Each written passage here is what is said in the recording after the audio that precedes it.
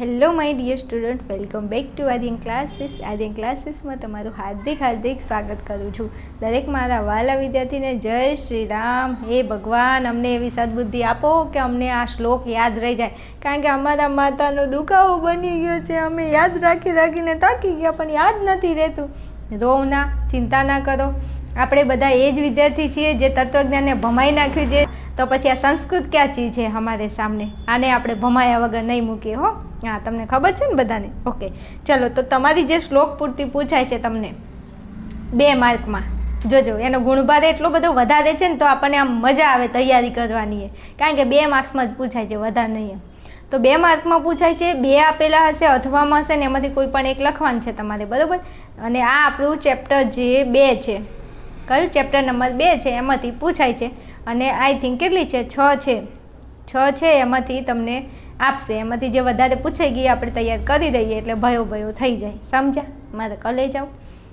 ચલો, શ્લોક પૂર્તિની અંદર સૌથી પહેલાં તમને અહીંયા આપેલું છે 1 નંબરમાં.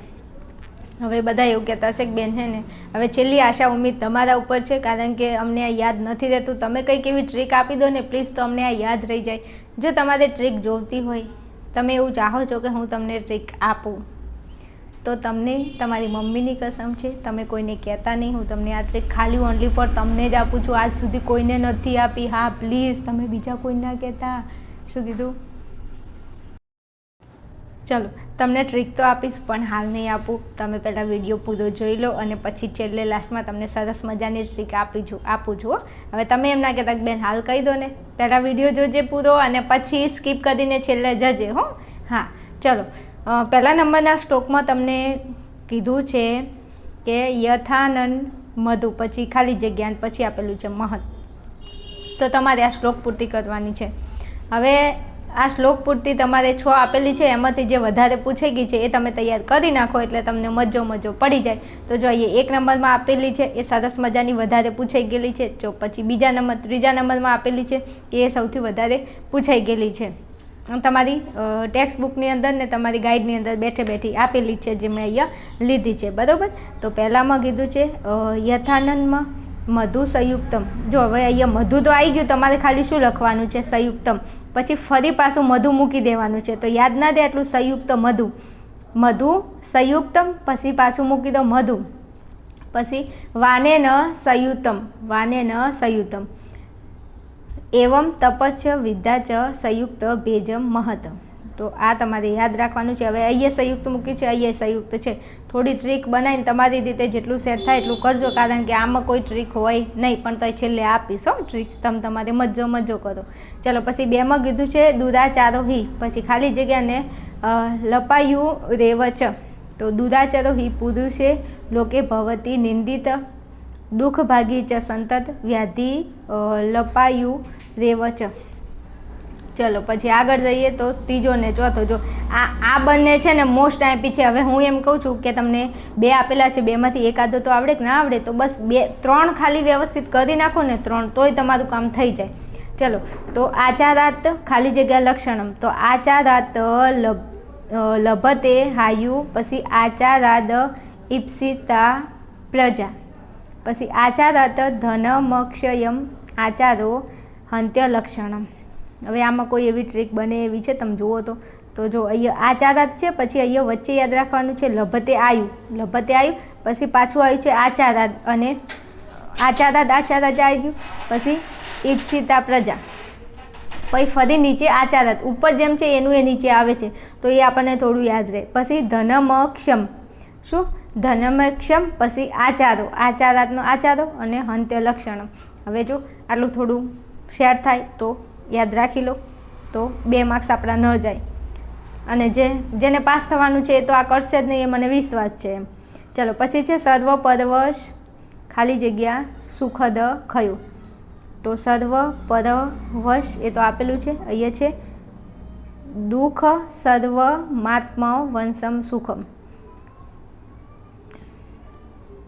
વચ્ચે તમારે 2 શબ્દો યાદ રાખવાના છે. જો આ સર્વ પદ વશમ આપેલું છે અને અહીંયા ડેશ ડેશ કર્યું છે તો સુખમ તો અહીંયા આપેલું છે એટલે સુખ યાદ રહી જાય. વચ્ચે ખાલી દુઃખ, જો આગળ છે દુઃખ ને પાછળ છે સુખ, વચ્ચે ખાલી સર્વ માત્મ વંશ ન યાદ રહે. મારી કસમ આટલું યાદ રાખી લો પ્લીઝ, આ કરી લો. જો સર્વ પદ વશ આપેલું છે, વચ્ચે દુઃખ અને પાછળ સુખ, આગળ દુઃખ અને પાછળ સુખમ, વચ્ચે છે સર્વ માત્મ વંશ, ન યાદ રહે રહી જાય.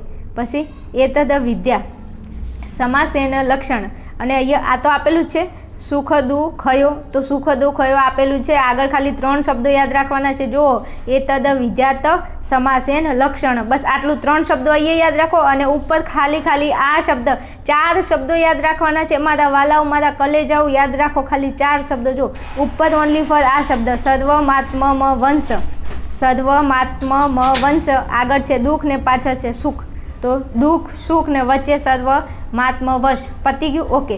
ચલો આ તો આપેલું છે સુખદ ખયો, આ તો આપેલું છે. જો ખાલી આગળ 3 શબ્દો એતદ વિદ્યાત સમાસેન લક્ષણ યાદ રહી જશે. ચલો આગળ જાઓ ફટાફટ. ચલો હવે અહીંયા તમને 3 આપેલા છે જે નીચે અહીંયા છે. તો અને જો આ યથા કાષ્ટોમેય આ પૂછાઈ ગયેલો છે મોસ્ટ એમપી, તો કરી નાખજો પછી કહેતા નહીં કે કીધું નહોતું હો. ચલો અહીંયા તમને આપેલા છે, હું તમને સમજાવી દઉં. ચલો યથા કાષ્ટો હસ્તી, તો જો કાષ્ટનો હસ્તી એટલે હાથી. પછી યશ ચર્મમયો મૃગ, આ તો યાદ રહી જાય એવો છે. આ મૃગવાળું તો આવડે, ચામડાનું જે હરણ હતું. તો જુઓ હું બરાબર તમને અહીંયા આપેલું છે યથા કાષ્ટમયો, તો યથા કાષ્ટમયો થઈ ગયું. ખાલી યાદ શું રાખવાનું છે? હસ્તી એટલે હાથી આવી ગયો. પછી યશ્વ અને ચર્મમયો મૃગ, તો આ ચર્મમયો મૃગ યાદ રહી જાય એવું છે. રાઈટ? ઓકે. ચલો પછી જો નામ ધારકા, એ તો પાછળ આપેલું છે. આગળ ખાલી આટલું યાદ રાખવાનું છે યશ્વ વિપ્રો ન ધિયાન અને ત્રયસ્તે યાદ રહેશે. ના રે તો થોડું શું કરવાનું? લખવાનું. ચલો પછી આ 2 તૈયાર થાય તો કરજો, નહીં તો તમારી ઈચ્છા, કારણ કે 1 જ 2 માર્ક્સમાં પૂછાય છે અને આગળના જે છે મોસ્ટ એમપી છે, ઘણી વાર પૂછાઈ ગયું છે એટલા માટે. ચલો પછી છે અધમેણ ધતે તાવત તતો ભદ્રાણી પશ્યંતી, અને પછી આપેલો છે અહીંયા આગળ કીધું છે તું વિનશ્યતિ, તો જો તત સપ્તનાન જયતિ સમૂલમ વિનશ્યતિ. ચલો પછી છેલ્લે લાસ્ટમાં થોડું સમજાવી દઉં. વેદ સ્વીકરણમ, પછી અહીંયા આપેલું છે હિ પંચધા લાસ્ટમાં આવશે. તો પૂર્વ વિચારો અભ્યાસ અને જપ, અને તદા ન ચૈવ શિષ્યેભ્યો વેદાભ્યાસો હિ પંચધા. તો તમને ખાસ કહું છું એક આ કરી લેજો, પહેલો જે છે ને આ હસ્તીવાળો એ, અને આગળના જે છે કરી લેજો. રાઈટ? ઓકે. ચલો હવે તમે એવું પૂછો છો ને કે બેન શું ટ્રીક છે, હવે એટલું કહી દો ને તો મને મજો પડી જાય. તો સાંભળી લો, કોઈને કહેતા નહીં, બસ ખાલી તમને જ કહું છું. ફટાફટ એક ચોપડો લાવો, એક પેન હાથમાં પકડો, અને આ જે શ્લોક છે ને એને મારી કસમ અને તમારી મમ્મીની કસમ 5 વખત લખી દો અને તૈયાર કરી લો. બસ આનાથી મોટી બીજી કોઈ ટ્રીક હોય જ ન શકે, કારણ કે આ શ્લોક છે, આને તમે કઈ ટ્રીક બનાવીને યાદ રાખો. હવે હસતા નહીં હો કે બેન તમે અમને છે ને એકચ્યુઅલી અમારી જોડે તમારે આવું ન કરાય. હું તમારી જોડે હસી મજાક ન કરું તો બીજું કોણ કરશે? એટલે મને થોડો મજો પડી જાય ને, એટલે તમારે મોજ કરો. ઓકે? તો કરી લેજો, જે જો પૂછાઈ ગયેલા છે ને વધારે કરજો.